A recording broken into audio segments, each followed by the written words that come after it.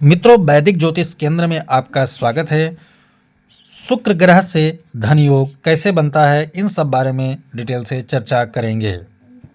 अच्छा धन योग, कम धन योग, सीमित धन योग, अपार धन योग, ये जैसे मैंने आपको पिछले वीडियो में बता रखा है उसी अनुसार सारे धन योग के बारे में चर्चा शुक्र से करेंगे।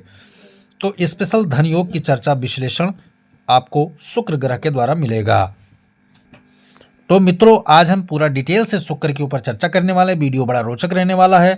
सूत्रोपाई स्टेप बाय स्टेप के तरीके वैदिक ज्योतिष केंद्र के द्वारा और भृगु नंदी नाड़ी के द्वारा जो दिए गए सूत्र हैं ऋषियों महर्षियों द्वारा, वो आपको स्टेप बाय स्टेप समझाएंगे।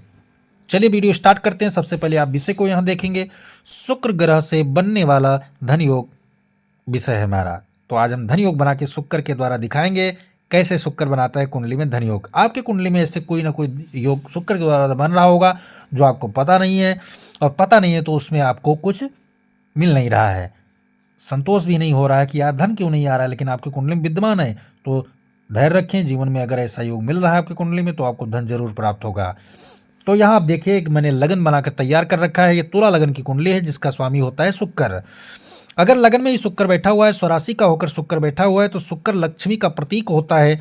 तो लक्ष्मी यानी कि संपन्नता का प्रतीक होता है, ऐश्वर्य यानी प्रतीक होता है। साथ साथ में अगर द्वितीय यानी कि जो 8 नंबर है इसका स्वामी मंगल, इसके ऊपर दृष्टि डाल दे या इसी के साथ युति करके बैठ जाए तो क्या होगा, आपके कुंडली में अच्छा धन योग बन के तैयार हो जाएगा।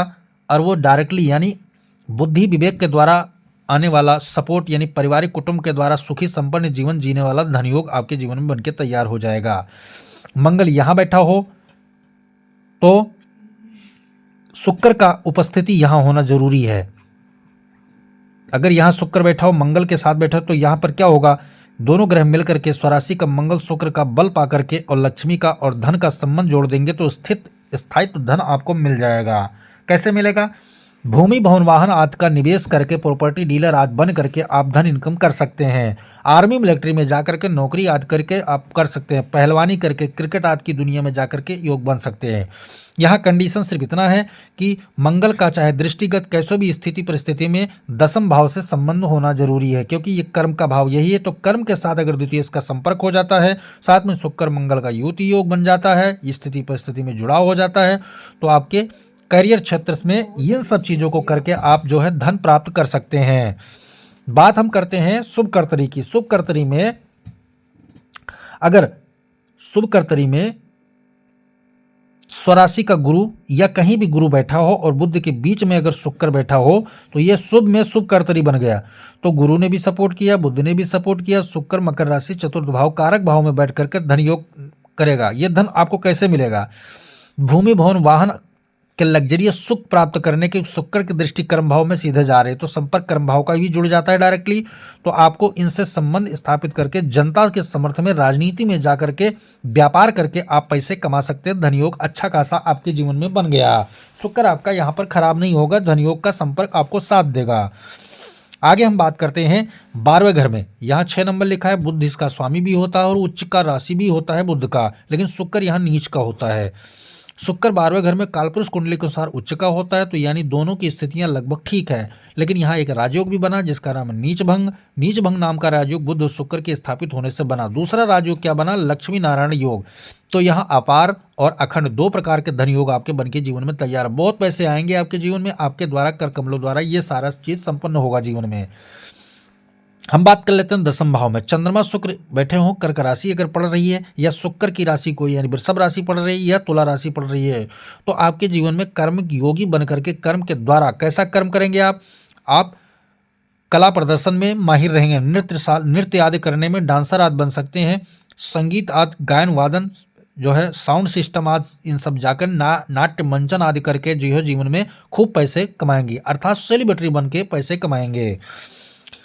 अगर इनकम मानी सूर्य का यहाँ का स्वामी होता है, इनकम का सूर्य यहाँ का स्वामी अगर इनकम का 9वें भाव से संबंध स्थापित हो और उनमें शुक्र भाग ले रहा हो, कैसे लेगा कि 9वें भाव का स्वामी बुध है, अगर बुध यहाँ स्थापित हो और शुक्र भाव यहाँ पर बैठा हो, तो शुक्र कैसे यहाँ पर उलेगा? शुक्र भी स्थापित हो जाए या तो यहाँ पर, या फिर शुक्र जो है यहाँ बैठकर दृष्टि डाल दे, तो आपके जीवन में क्या हुआ, जो ये धन योग बना, ये भाग्यवश धन योग बना, साथ साथ क्या है, इनकम के निरंतर धन योग इसको बोलते हैं, वो आपके जीवन में स्थापित हो गया। अगर आपका शुक्र स्वराशि होकर, क्योंकि ये तुला लगन की कुंडली है, तो अष्टम भाव में धन योग कैसे बनेगा इसको जानना बहुत जरूरी है। शुक्र स्वराशि होकर अष्टम भाव में बैठेगा तो अकेला ही यहाँ पर काफी हो जाता है। ये आपको क्या करेगा, अचानक आपको ऐसा धन लाकर दे देगा जिसकी परिकल्पना आपने नहीं किया होगा। स्त्री जातक से आपको बहुत ज्यादा लाभ करवाएगा। ठीक उसी प्रकार छठे भाव में जो होगा वो शत्रुओं से भी क्या करेगा, छल कपट करने वालों से भी लाभ आपको जीवन में मिलता रहेगा, क्योंकि शुक्र यहाँ मीन राशि में उच्च का होता है। आप अच्छे लग्जरियस सुख भोग सुविधा भोग करने के माध्यम से धन के पीछे आपका मन लगा रहेगा। तो धन निरंतर, यानी धन के द्वारा धन कैसे बनाया जाता है, ये आपको छठे भाव में देखने को मिलेगा। अब हम बात कर लेते हैं सप्तम भाव में धन आएगा कैसे। अगर शुक्र यहाँ बैठा है और मंगल भी यहाँ के स्थापित हो जाता है, और क्योंकि मंगल क्या हो गया, धनेश हो गया, धनेश के साथ संपर्क हो गया, मंगल स्वराशि का भी हो गया, शुक्र क्या है, सप्तम भाव का कारक होता है। तो जो यहाँ धन योग बना वो क्या बना, पत्नी के द्वारा, पत्नी के संपर्क के द्वारा, ससुराल के द्वारा, पार्टनर के द्वारा, व्यापार के द्वारा आपको अच्छा बिजनेसमैन ऊंचाइयों तक ले जाने वाला धन योग बनेगा, जो बहुत सारे पैसे आपको देने का काम करेंगे। अब हम बात कर लेते हैं पंचम भाव में जो संतान योग के द्वारा धन योग बनेगा वो कैसे। अगर लक्ष्मी नारायण योग बन गया या शनि भी स्थापित यहाँ हो गया, क्योंकि शनि मूल त्रिकोण राशि का स्वराशि होकर शनि शुक्र के साथ बुध के साथ स्थापित हो जाता है, तो जो लक्ष्मी नारायण योग होगा ये क्या करेगा, आप अपने संतान के लिए ऐसा प्लेटफॉर्म तैयार कर देंगे कि आपका लड़का आएगा तो उसको 100 to 100 करके देने लगेगा। तो संतान के द्वारा धन राजयोग कैसे बनता है, ये शुक्र के द्वारा इस प्रकार के योग युति में स्थापित होकर बन जाएगा। तो आपकी कुंडली में मैंने तमाम प्रकार के धन योग को बनाकर समझाया। शुभ कर्तरी में, अशुभ कर्तरी में अगर शुक्र कहीं फंस जाता है आपका, तो वो धन योग खंडित हो जाता है। कैसे खंडित होगा, मान लिया जाए शुक्र यहाँ बैठा है और शुक्र के अगली राशि में शनि आ जाए, पिछली राशि में सूर्य या कोई ऐसा ग्रह आ जाए जो शनि शुक्र से शत्रुता रखता हो, तो दो क्रूर ग्रहों में शुक्र फंस जाता है, जैसे मैंने पिछले वीडियो में बताया हुआ है, तो वहां पर खंडित हो जाएगा। लेकिन शुभ कर्तरी में भाव बल और बढ़ जाता है। तो शुभ कर्तरी में अगर शुक्र बैठा हुआ है तो आपको धन राजयोग कई गुना बढ़ा के देगा।